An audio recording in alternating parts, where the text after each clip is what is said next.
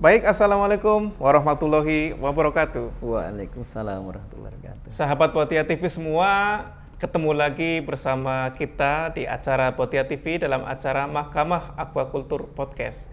Jadi sekarang posisi kita sedang berada di Pringsewu, Kabupaten Pringsewu, Provinsi Lampung. Ya, jadi ini pintu gerbangnya Pulau Sumatera ya. Tetapi kita akan ngobrol dengan Ustadz Lutfi ya.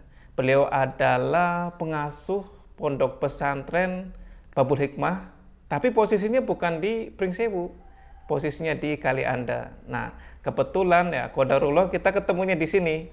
Jadi kebetulan pas kita ada kegiatan di Pringsewu, kontak beliau lagi ada di Pringsewu juga. Nah, tadinya mau ke pesantren beliau, tapi ketemunya di sini. Tapi kan yang penting kita ketemu orangnya dan kita akan bicara banyak, mengulik informasi tentang pondok pesantren tersebut yang kebetulan di tahun kemarin sebagai salah satu penerima bantuan paket budidaya bioflok lele dan luar biasanya berhasil dan semakin berkembang. Kita pengen tahu tips-tipsnya dan trik-triknya, kita ngobrol bersama beliau. Assalamualaikum Ustadz. Waalaikumsalam. Salam COVID. Jadi salamnya sekarang jadi aneh, jadi kayak orang mau berantem gitu ya. Kayak begini. Tidak apa-apa lah. Jadi Ustadz, terima kasih kita sudah bisa ketemu di sini. Ya. Iya, walaupun tidak bisa sowan langsung ke pesantrennya, mudah-mudahan tidak mengurangi keberkahan pertemuan ini, Ustadz. Amin, amin. Ustadz Lutfi, mungkin bisa Ustadz menceritakan sedikit tentang latar belakang Ustadz atau mungkin aktivitas Ustadz lah terkait dengan pesantren. Nanti kita akan masuk ke bagaimana Ustadz mengelola pesantren yang tadinya tidak ada basic perikanan, kemudian bisa berhasil mengelola bioflok. Baik, terima kasih. Kawan-kawan Potia TV nih ya, pemirsa. Sebenarnya kami ini pesantren Babul Hikmah itu ada di Kalianda, Lampung Selatan, Pak Firman ya. Sana santri kita itu sekarang tahun ini sekitar 1.440. 1.440 anak itu posisinya di pesantren semua. Berarti boarding school ya? Boarding school. Ustadznya pengasuh itu hampir 164. Ustadz pengasuh. Iya. Nah, awalnya kita ini kan konsumsi anak-anak ini kan harus ada ikan nih. Iya betul. Nah, kebutuhan gizi itu. Kebutuhan gizinya ini kita beli ke penangkapan ikan di BOM Kalianda namanya. BOM itu apa? Dermaga lelang. Berarti itu ikan air laut ya? Air laut. Ya? Nah, terus juga kadang-kadang kita beli ikan air tawar. Kemudian ini saya sebagai pengasuh kayaknya bagus nih kalau kita punya ikan. Nah, kita punya kolam lah ya. Cuman persoalannya di tanah kita ini kan nggak ada air mengalir dari gunung. Oh iya, karena itu ya, flat gitu ya daerahnya. Ya, daerahnya agak ya tidak dilalui air gunung lah. Sehingga kalau mau bikin kolam, kalau yang seperti biasa diadakan di air yang mengalir itu nggak bisa kita. Nah, coba mencari inspirasi lah. Tapi pengen punya tadi. Iya. Karena dari sisi bisnis juga kita ngelihat kayaknya bagus ini kalau kita punya ikan. Gitu. Ya bisa dibayangkan aja nih Pak Firman. Kita goreng ikan itu untuk sekali makan. Itu minimal 1 kintal. 1 kintal ya untuk kebutuhan 1.140 santri itu ya. Ya kurang lebihnya 1 kintal. Berarti itu sekali makan maksudnya makan bagi aja bukan 1 hari itu kan? Bukan, sekali makan. Sekali makan ya. Untuk berapa itu? Nah, itu kalau dihitung duitnya, dihitung banyak lah kita kira-kira prinsip kita ini kayaknya bagus nih. Gitu. Kebetulan ada di 2019 itu di Lampung Selatan juga ada itu kawan yang pesantren dapat bioflok juga. Saya ditawarin, coba Pak Lutfi dilihat dulu gitu. Saya lihat. Begitu saya ngeliat pertama ini, wah ini kayaknya cocok nih. Karena kondisi alamnya sama dengan punya kita, nggak punya air mengalir gitu. Bagus nih pikir saya. Saya coba lihat di YouTube, saya coba kawan-kawan cari informasi ke Dinas Perikanan dan Kelautan itu. Ada pondok di Jawa yang mungkin agak besar gitu, di Prambanan. Kebetulan saya kenal, saya telepon, wah kita juga dapat katanya gitu. Pas saya ke Jawa saya datengin. Nah intinya dari beberapa kunjungan saya itu, saya melihat ini bagus, kayaknya bisa dikembangkan di pesantren. Nah gitu, jadi ini awal mulanya. Berarti riset dulu ya? Iya, karena ada masalah, terus Ustadz cari solusi gitu keinginan, kemudian mencoba belajar. Nah, sampailah salah satunya kita dapat di Klaten itu, temen dulu waktu di pesantren itu, dia usahanya budidaya lele bioflok. Oh jadi begini, temen Ustadz itu, pesantrennya punya badan usaha yang budidaya lele bioflok. Dan itu gimana ceritanya, Dad? Ya karena namanya kawan, kadang-kadang saya posting di Facebook gitu. Wah pengen dong punya lele gitu. Rupanya kawan saya ini yang udah bisnis ini nyamber gitu. Nyamber Facebook saya, saya punya dong gitu. Oh, gitu. Nah, akhirnya saya datang dan dia udah punya merek dagangnya. Dari lele itu? Lele itu. Namanya Lele Lala Bioflok. Oh gitu. Lele Lala gitu ya. Nanti beliau kalau lihat ini ketawa dia. Salam buat beliau. Nah, akhirnya saya datang ke Dinas Perikanan. Dinas di sini? Di Lampung Selatan. Ya dicoba aja dulu Pak katanya. Kami coba. Beli sendiri kita. Buat kolam sendiri, beli bibit sendiri, cobalah kira-kira gitu. Artinya sebelum dapat bantuan dari pemerintah kita nyoba dulu. Ustadz memang sudah ini dulu ya? Nyoba dulu ya? Langsung beli 10 unit. Alhamdulillah sekilas walaupun belum untung waktu itu, tapi paling tidak kita sudah makan lele hasil produksi sendiri. Nah, betul. Gitu itu yang membuat kita seneng lah. 10 kolam? 10 kolam tapi yang diameter 2. Diameter 2 itu sudah bisa mencukupi kebutuhan? Belum, masih jauh. Waktu itu belum ya? Belum, jauh sekali masih. Tapi kan paling enggak saya udah seneng makan lele hasil produksi sendiri. Nah, keuntungannya belum kelihatan.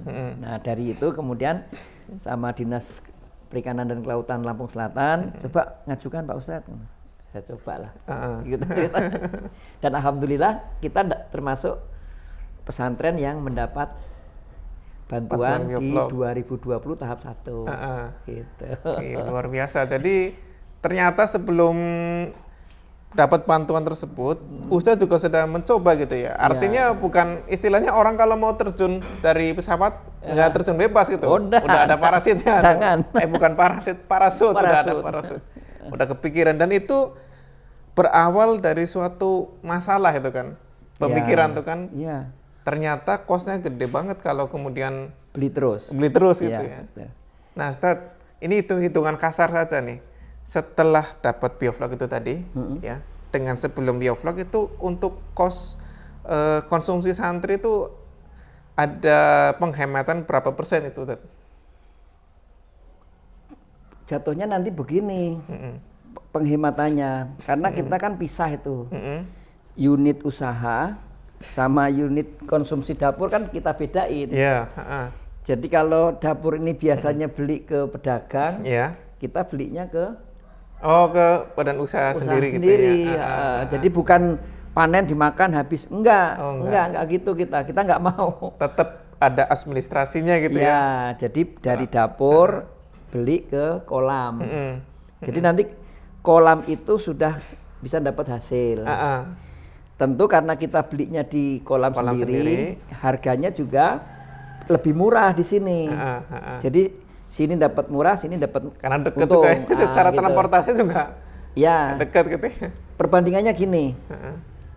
Kalau saya beli ke pasar itu rata-rata kalau di Kalianda nih, antara 20 sampai 24 ribu. 20 sampai 24 ribu lele. Kilo lele. Ukuran 1,8 ya? Sekilo tergantung, isi 8. Isinya sama berapa aja boleh, tapi kiloannya begitu. Segitu ya? Antara naik turunnya itu. Nah sekarang kalau kita beli dengan kolam kita sendiri, bisa kita patok 20 ribu kadang-kadang kita turunkan 19.000. Itu kan sudah untung. Iya. Kalau 1 kilo aja selisihnya berapa tadi, bisa nyampe 3.000 atau 2.000. Ini kan bukan 1 kilo 2 kilo tapi 1 kintal. 1 kintal nih. Banyak ngiritnya. Lumayan lah. Jadi ini sebenarnya nanti menantang kita untuk lebih memacu. Makanya kita begitu mendapat kesempatan bantuan ini, ya kita sampaikan ke BPAT Sungai Gelam. Kita terima kasih sudah dibantu, dan waktu pelatihan itu kita langsung bilang, langsung kita samber tuh ketemu sama Pak Kepala itu, Pak Boyun. Pak Boyun Handoyo. Saya bilang, Pak, insya Allah nanti kami akan balik belajar lagi gitu. Belajar lagi, magang di sini gitu. Boleh, udah saya tanya tentang bagaimana caranya. Dan alhamdulillah kita waktu itu satu rombongan pertama kali datang belajar di sana. Pertama kali datang setelah pelatihan itu ya, langsung ya, nggak pakai lama.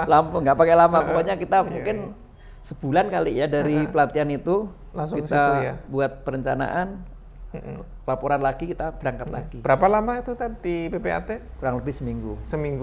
Cukup atau belum dirasa? Untuk yang karena kita sudah ada pengalaman kan, bukan nol gitu.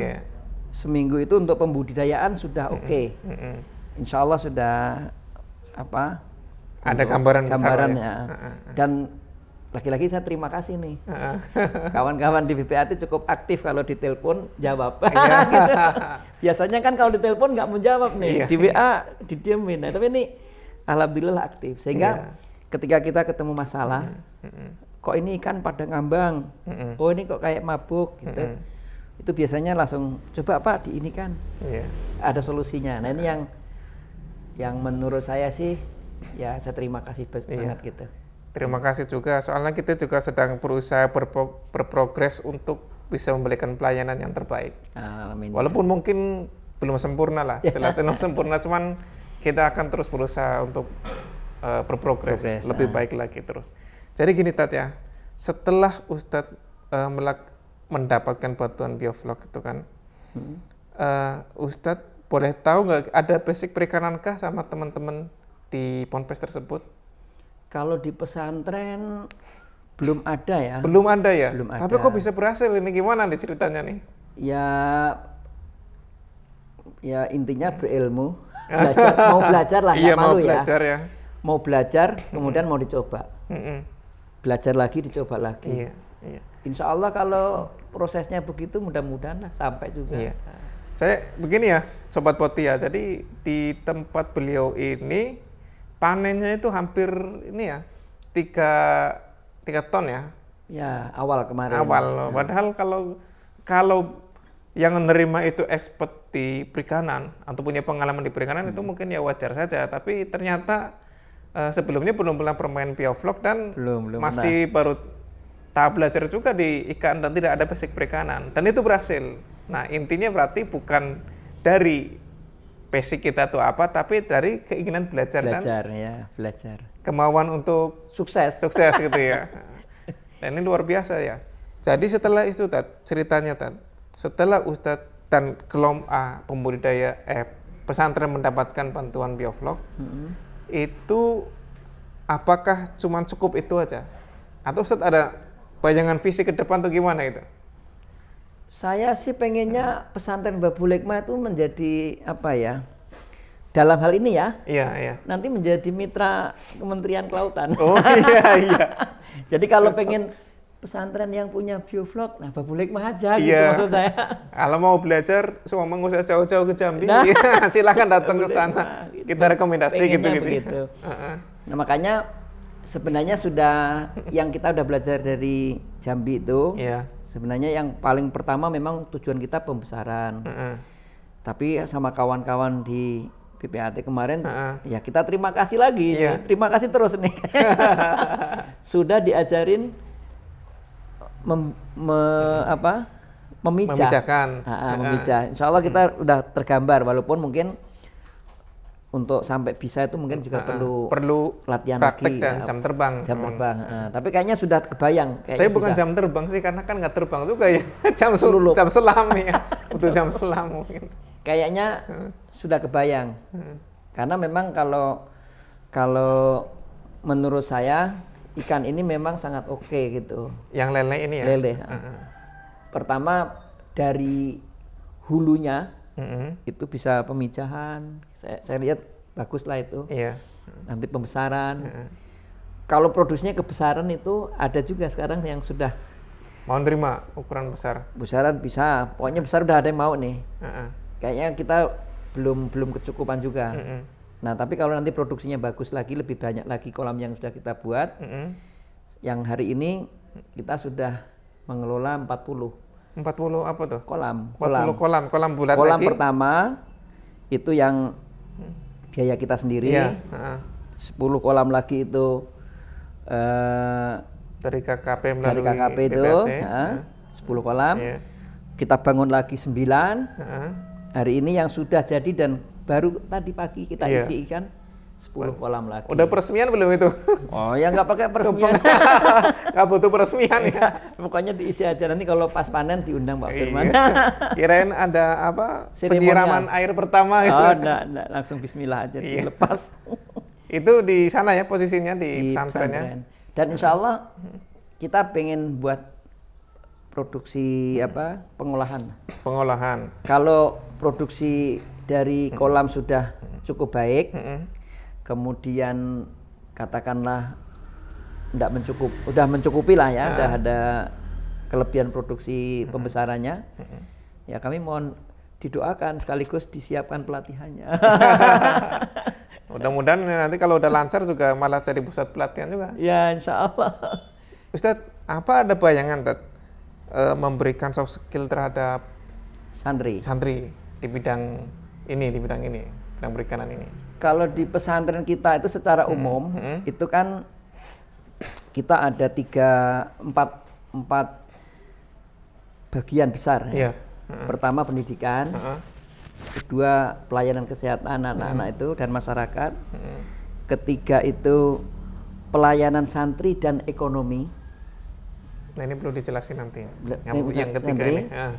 Kemudian pelayanan sosial. Nah, yang ketiga ini yang pelayanan dan bisnis santri tadi karena itu. Karena ada kaitannya sama ini kan perikanan. Ada sambung dengan ini. Iya. Tentu memang kita sangat berharap nanti ini menjadi salah satu unggulan kalau ngaji di pesantren Babul Hikmah itu. Di samping kita punya program tahfidz 30 juz. Mudah-mudahan salah satunya dia punya skill memelihara ikan. Oh, gitu mudah-mudahannya. Itu jadi solusi juga, Ted. Ya. Konsumsi makan ikan di Indonesia kan masih belum begitu besar ya.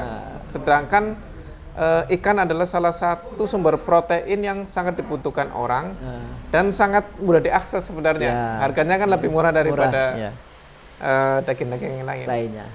Kalau ada ustadz ini pondok pesantrennya bisa mengkader para ahli budidaya atau mereka yang memproduksi ikan, tentu jadi solusi bagi masyarakat. Insya Allah.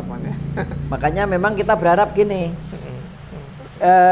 kita pengen setiap orang yang kenal dengan kami itu terjalin silaturahim, jangan putus. Makanya ya saya permohonan kami sih dari pesantren kalau terutama dengan BPAT lah ya, yang memang sudah ada kerjasama, ya kami dibimbing terus supaya betul-betul nanti jadi pesantren yang bisa diandalkan dalam perikanan budidaya air tawar. Kami juga minta didoakan biar bisa melayani dengan baik dan terus mau berprogres belajar. Amin. Ya. Itu yang paling penting karena memang baguslah kita ngelihat insya Allah gitu, insya Allah. Jadi dari proses yang sudah kita laksanakan ya, namanya ikan mati itu udah biasa. Iya. Tapi kan ini menjadi pelajaran kenapa kok mati. Iya. Kalau ngasih makan kayaknya ngambang kekenyangan. Rupanya ini mesti harus diatur, dihitung gitu. Kok airnya bau. Kenapa? Nah inilah proses-proses ini kan ya insya Allah selama ini yang ada Pak Yudo, ada Pak Wihan gitu ya, nggak kapok-kapok kayaknya di SMS ini.